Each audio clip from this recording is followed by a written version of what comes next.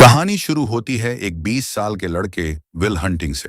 वो बहुत गरीब मोहल्ले में रहता है, लेकिन काम करता है दुनिया की सबसे मशहूर university MIT, Massachusetts institute of technology में। सुनने में बड़ा अच्छा लगता है, लेकिन हकीकत ये है कि विल वहां कोई पढ़ाई नहीं करता। वो तो बस यूनिवर्सिटी की इमारतों की सफाई करता है। एक दिन जब वो गलियारे की सफाई कर रहा होता है, तभी उसकी नजर बोर्ड पर लिखे एक बहुत मुश्किल गणित के सवाल पर पड़ती है।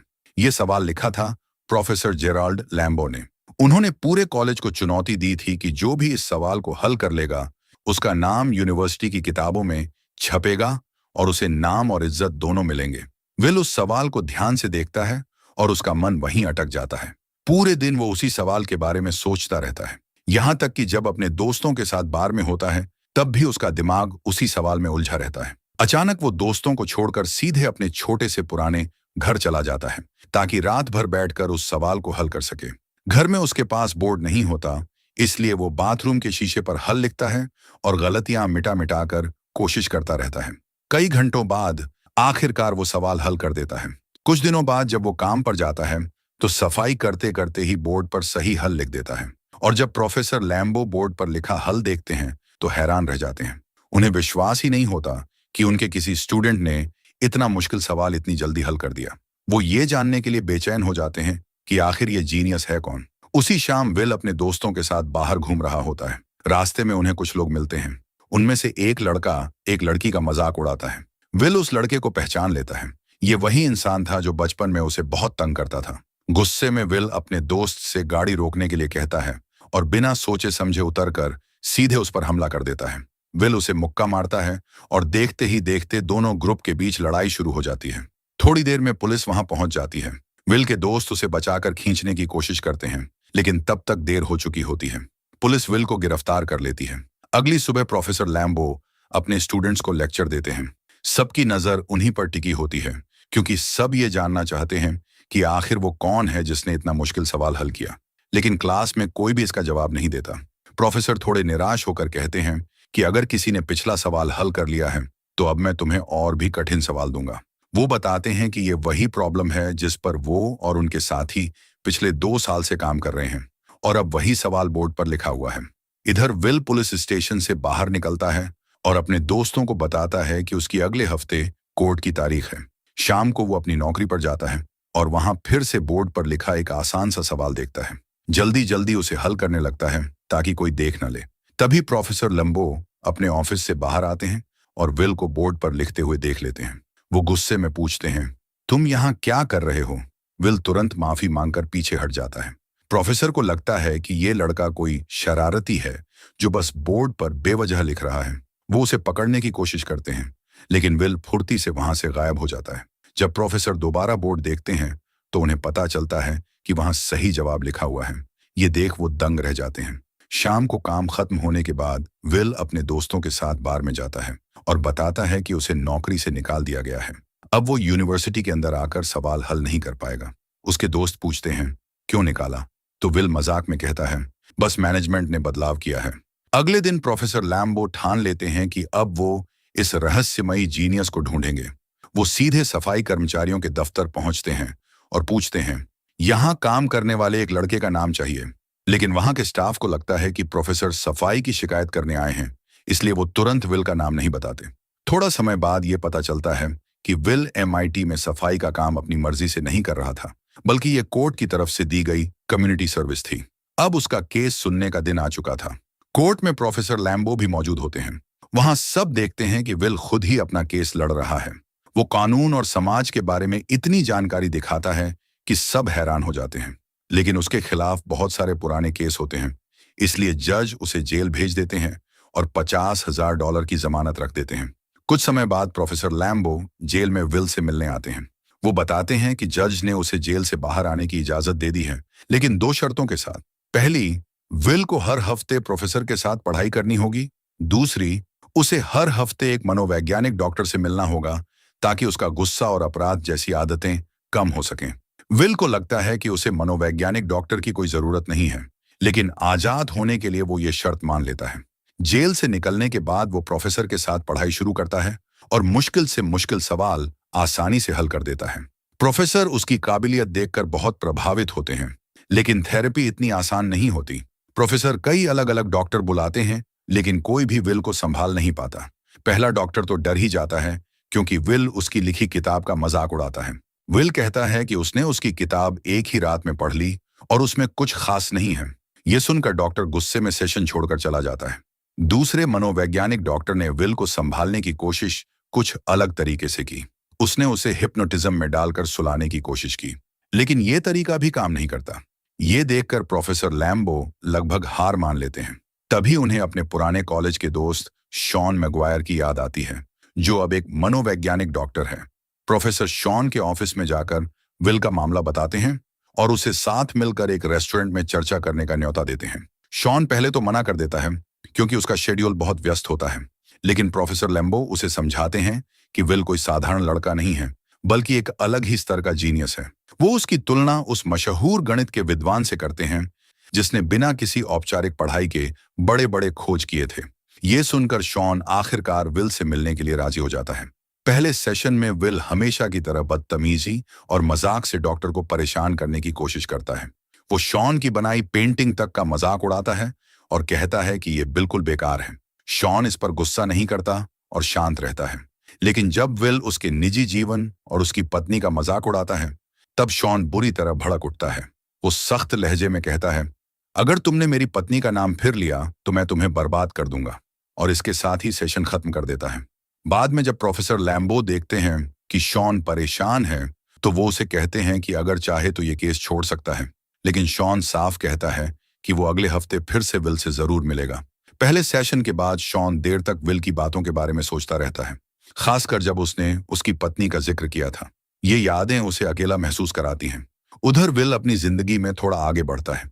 वो बार में मिली लड़की स्काइलर के साथ डेट पर जाता है।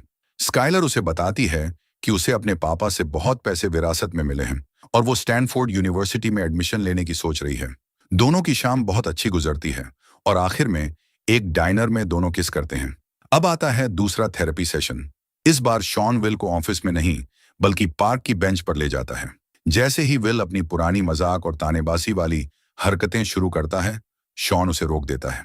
शॉन कहता है कि उसने विल की बातों पर बहुत सोचा है और अब उसके पास कहने को कुछ है।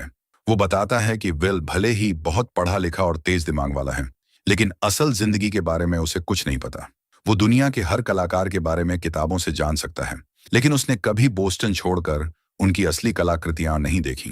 वो युद्ध पर लिखी किताबें सुना सकता है, लेकिन उसने कभी युद्ध का मैदान नहीं देखा। वो प्यार की कविताएं सुना सकता है, लेकिन उसने कभी किसी औरत से सच्चा प्यार नहीं किया, न ही उसके सामने खुद को पूरी तरह खोला। और सबसे अहम बात, जब तक विल अपने दिल का दर्द खुद नहीं बताएगा, तब तक कोई ये नहीं समझ सकता कि एक अनाथ होने का दर्द क्या होता है। शॉन कहता है कि किताबों से ये सब नहीं सीखा जा सकता। असली सबक जिंदगी खुद सिखाती है। अगले सेशन में विल पूरे टाइम चुप रहता है। शॉन शांति से बैठा रहता है, क्योंकि उसे पता होता है कि विल बस उसे परख रहा है और वो सही निकलता है। अगले ही सेशन में विल चुप्पी तोड़ता है और शॉन को एक गंदा चुटकुला सुनाता है। इसके बाद दोनों हल्की फुल्की बातें करने लगते हैं। विल अपनी डेट के बारे में बता देता है।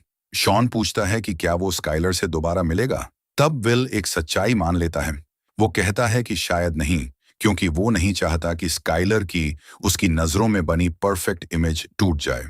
लेकिन शॉन उसे समझाता है कि असल में विल अपनी ही बनाई हुई परफेक्ट इमेज से डर रहा है, लड़की की नहीं।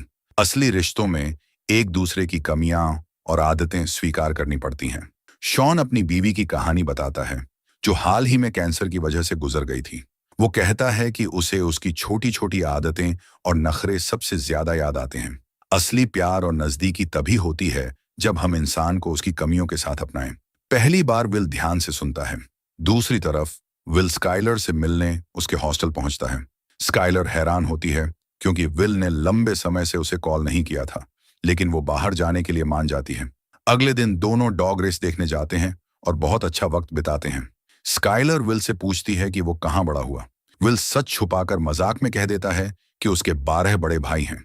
स्काइलर हंसकर कहती है कि ये झूठ है, लेकिन विल कसम खाकर बात को और मजेदार बना देता है, यहाँ तक कि उसे वादा करना पड़ता है कि वो जल्दी ही स्काइलर को अपने परिवार से मिलवाएगा। इसके बाद स्काइलर विल से पूछती है कि किसी को कैसे पता चलता है कि वही उसका सच्चा साथी है। ये सवाल विल के दिमाग में बैठ जाता है और अगले दिन वो शॉन से यही पूछता है।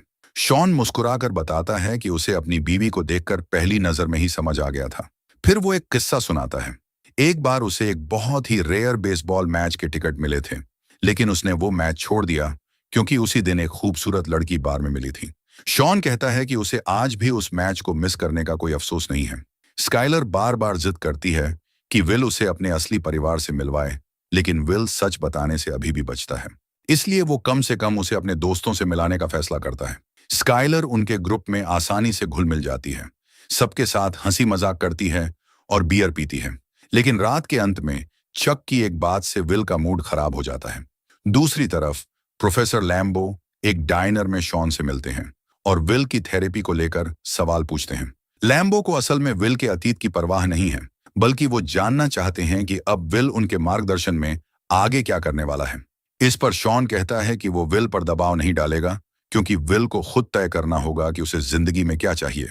ये सुनकर लैम्बो गुस्सा हो जाता है और कहता है कि उसने पहले ही विल को बड़े बड़े लोगों से मिलवा दिया है, लेकिन उन्हें ये पता नहीं होता कि विल की जगह उसका दोस्त चक उन लोगों से मिलने पहुंच जाता है। वहां चक पैसों की मांग करता है और अपने बुरे व्यवहार से पूरा सौदा बिगाड़ देता है। दूसरी तरफ विल और स्काइलर एक रोमांटिक शाम बिताते हैं और दोनों का रिश्ता और गहरा होने लगता है। स्काइलर अपने घर पर विल से सीधा सवाल करती है। वो कहती है कि उसे स्टैनफोर्ड पढ़ने के लिए कैलिफोर्निया जाना है और चाहती है कि विल भी उसके साथ चले, लेकिन विल तुरंत मना कर देता है और तरह तरह के बहाने बनाने लगता है। स्काइलर उसे समझाती है कि वो बस अपनी छोटी सी दुनिया में फंस कर बैठा है, जहां उसे कोई चुनौती नहीं मिलती और वो नई चीजों से डरता है। ये सुनकर विल भड़क जाता है। उसे लगता है कि स्काइलर उसके साथ सिर्फ मजाक कर रही है और उसके लिए वो बस एक टाइम पास है, क्योंकि वो गरीब है। स्काइलर हैरान होकर पूछती है कि पैसे को लेकर उसकी इतनी टेंशन क्यों है। वो रोते हुए कहती है कि अगर उसे अपने अमीर पिता की दौलत और अपने पिता में से एक चुनना पड़े, तो वो हमेशा अपने पिता को चुनेगी, पैसे को नहीं। स्काइलर साफ बोलती है कि वो भी डरी हुई है, लेकिन कम से कम वो विल के सामने ईमानदार है। विल फिर से बहस करता है। तभी स्काइलर को याद आता है कि विल ने बार बार अपने 12 भाइयों की झूठी कहानी सुनाई थी। अब विल पूरी तरह अपना आपा खो देता है और चिल्लाने लगता है। वो कहता है कि स्काइलर उसकी असली जिंदगी कभी जानना ही नहीं चाहेगी, क्योंकि सच्चाई ये है कि वो एक अनाथ है और बचपन में लोगों ने उसके साथ बहुत बुरा व्यवहार किया था। स्काइलर आंसू भरी आंखों से उसे भरोसा दिलाती है कि वो उसकी हर बात जानना चाहती है, चाहे वो कितनी भी दर्दनाक क्यों ना हो। आखिर में स्काइलर उससे अपने दिल की बात कहती है। वो उससे प्यार करती है, लेकिन विल का दिल पहले ही बंद हो चुका है और वो ठंडी आवाज में कहता है, मैं तुमसे प्यार नहीं करता। इसके बाद विल की मुलाकात प्रोफेसर लैम्बो से होती है। लैम्बो नाराज होता है क्योंकि बिजनेस पार्टनर्स के साथ मीटिंग में विल की हरकतों ने सब गड़बड़ कर दी। विल गुस्से में फट पड़ता है और कहता है कि उसे अब यकीन ही नहीं है कि वो ये अकादमिक करियर वाकई चाहता भी है या नहीं। अब विल और प्रोफेसर लैम्बो की बातचीत और भी मुश्किल हो जाती है, क्योंकि विल की तेज दिमागी बातें लैम्बो को नीचा दिखा देती हैं। लैम्बो कहता है कि उसे विल से कम थोड़ा आभार तो चाहिए था। दोनों में बहस होती है और विल गुस्से में चला जाता है। कुछ समय बाद विल को नेशनल सिक्योरिटी एजेंसी NSA में नौकरी के लिए बुलाया जाता है, जहां उसे सुनहरे करियर का वादा किया जाता है, लेकिन विल साफ मना कर देता है। उसका कहना है कि वह किसी आम इंसान की जिंदगी सिर्फ राजनीति की चालों के लिए बर्बाद नहीं करना चाहता। इसके बाद विल फिर से शॉन से मिलता है। शॉन पूछता है कि उसने NSA की नौकरी क्यों ठुकराई। विल हंसकर कहता है, मैं तो किसी और बेहतर मौके का इंतजार कर रहा हूं। शॉन, जो उसका मनोवैज्ञानिक डॉक्टर है, विल से पूछता है कि क्या उसके पास कोई ऐसा दोस्त है जिससे वो दिल की बातें कर सके, या क्या वह कभी अकेलापन महसूस करता है। विल इसका जवाब देने की बजाय मशहूर दार्शनिकों के नाम गिनाने लगता है। तब शॉन समझाता है कि असली रिश्ते तो जिंदा लोगों से ही बनाए जा सकते हैं। शॉन फिर पूछता है कि अगर विल सच में अपने भविष्य को लेकर गंभीर है, तो वह चाहता क्या है।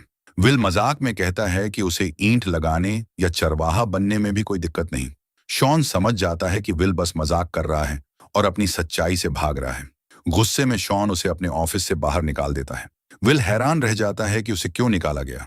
तब शॉन साफ कहता है, क्योंकि तुम ईमानदारी से जवाब नहीं दे रहे, बस अपनी असली पहचान छुपा रहे हो। शॉन से बात करते हुए विल पूछता है, तुम अपनी जीवन साथी की बातें करते हो, लेकिन तुम्हारी पत्नी कहाँ है। शॉन शांति से जवाब देता है, वो अब इस दुनिया में नहीं है। समय बीतता है और विल स्काइलर को फोन करता है। लेकिन स्काइलर अब उसका इंतजार छोड़ चुकी होती है, क्योंकि विल कोई पक्का फैसला ही नहीं लेता। स्काइलर आखिरी बार कहती है, आई लव यू, अपना ख्याल रखना, और फिर वो कैलिफोर्निया चली जाती है।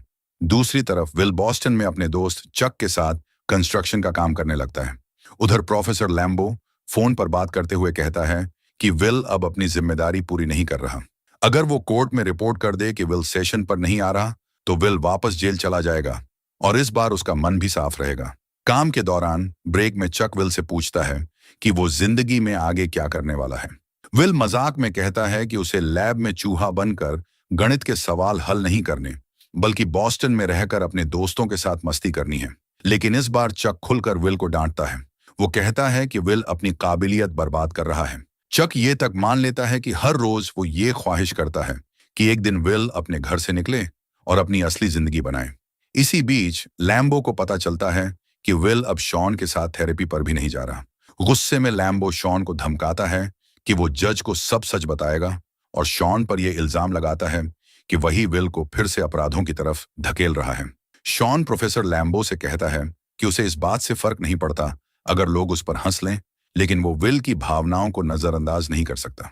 शॉन बताता है कि लैम्बो को कभी असली प्यार स्वीकार करना आया ही नहीं, और वो पूरी जिंदगी अकेला ही रहा है। लेकिन लैम्बो उसकी बात सुनने को तैयार नहीं होता।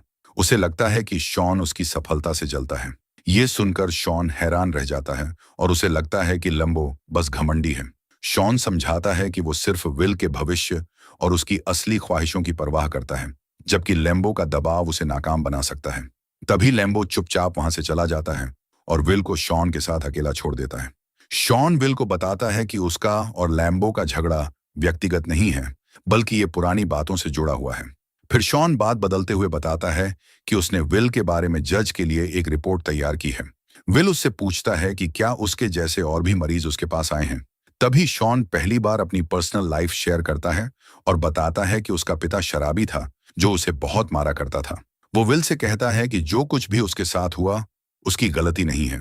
शुरुआत में विल मजाक बनाकर बात टालने की कोशिश करता है, लेकिन फिर अचानक टूटकर अपने असली जज्बात बाहर निकाल देता है।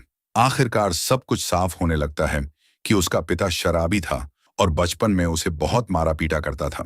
विल अपनी आखिरी सेशन के लिए शॉन के पास आता है और बताता है कि उसने प्रोफेसर लैम्बो द्वारा सुझाई गई कंपनियों में से एक में जॉब ज्वाइन करने का फैसला कर लिया है, और वो इस फैसले से खुश है। शॉन भी कहता है कि उसने थोड़ी दुनिया घूमने का सोचा है, और जाते जाते अपना नंबर विल को दे देता है। शाम को विल अपने दोस्तों के साथ अपना बर्थडे सेलिब्रेट करता है। उसके दोस्त उसे एक कार गिफ्ट करते हैं जो उन्होंने पुराने पार्ट्स से जोड़कर बनाई थी। इस बीच प्रोफेसर लैम्बो शॉन से मिलने आता है। दोनों एक दूसरे से माफी मांगते हैं और फिर साथ में बार में ड्रिंक करने निकल जाते हैं। दूसरी तरफ हमेशा की तरह चक विल को लेने आता है, लेकिन इस बार वो देखता है कि विल घर पर नहीं है। ये देखकर चक बहुत खुश होता है, बिल्कुल वैसे ही जैसे वो अपने सपनों में हमेशा चाहता था। विल ने शॉन के लिए एक नोट छोड़ रखा था।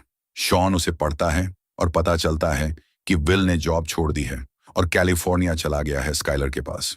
उस नोट में विल वही लाइन लिखता है जो कभी शॉन ने अपने दोस्तों से कही थी जब उसने बेसबॉल मैच छोड़कर अपनी होने वाली पत्नी से मिलने का फैसला किया था। और इसी खूबसूरत अंदाज में ये कहानी खत्म होती है। ये कहानी हमें सिखाती है कि जिंदगी में असली जीत डिग्री या नौकरी से नहीं, बल्कि सच्चे प्यार और अपने असली मकसद को पहचानने से मिलती है।